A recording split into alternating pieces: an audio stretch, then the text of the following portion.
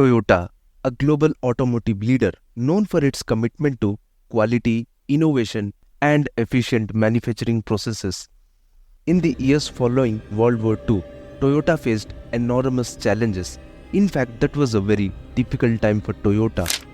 Resources were scarce, demand for cars was low, unsold inventory was collecting dust because of overproduction, and the company was struggling to compete with its Western automakers like Ford and General Motors. With the limited budgets, Toyota could not afford these costly inefficiencies. However, Toyota's leadership took a different approach. They focused on eliminating waste, improving quality, and creating efficient production systems. In this way, Toyota became the birthplace of lean management. Lean is defined as a set of management practices to improve efficiency and effectiveness of a business by eliminating waste. Toyota's lean system involved producing only what is needed to prevent wasteful overproduction, implementing strict quality control to minimize defects and rework, training employees to identify and address inefficiencies then and there. As a result, Toyota did not just survive, it thrived. They went from struggling Japanese company to a global automotive powerhouse, becoming one of the most respected and profitable car manufacturers in the world. Lean was the secret weapon that allowed Toyota to operate with unprecedented efficiency. In this video, we are going to explore the lean principles that gave Toyota a second chance to thrive. Lean is defined as a set of management practices to improve efficiency and effectiveness of a business by eliminating waste. There are 5 basic principles which support this goal. They are: define value, map the value stream, create flow, establish pull, and continuous improvement. Number 1. Define value. In Lean, value is defined as anything that customer is willing to pay for. That could be either a product or a service. Lean focuses on identifying and delivering only what customer truly wants. A business organization should invest time in understanding the customer expectations and requirements. They should identify what is valuable to the customers and how their product or service meet the needs of their customers. For example, Microsoft conducts a survey to understand which features customers find most valuable. They realized that users prefer a simple interface over additional functionalities. Now Microsoft should prioritize improving user experience by doing what customer wants rather than adding new features which is not the actual market demand. Number 2. Map the value stream. Create value map is to map the workflow involved in delivering a product or service. This map helps to identify which steps add value and which create waste. By analyzing this map, organizations can pinpoint and address the inefficiencies and improve the workflow. It must visualize the entire business process and the people involved in it, from supplier to customer. It enables the identification of inefficiencies and facilitates process improvement. For example, imagine a manufacturing plant producing car parts. The team decides to map the value stream to identify and eliminate waste.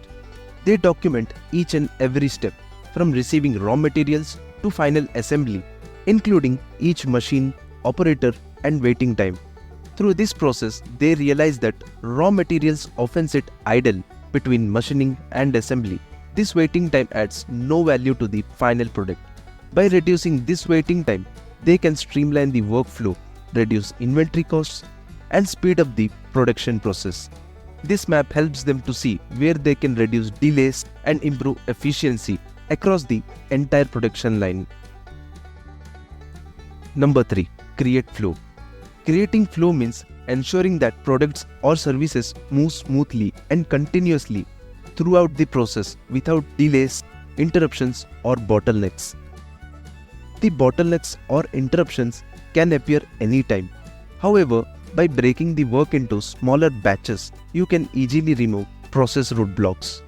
For example, in a coffee shop, flow can be achieved by separating order taking and drink making processes.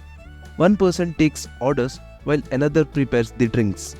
The shop reduces the waiting time and improves service efficiency. This streamlined approach enhances the overall customer experience.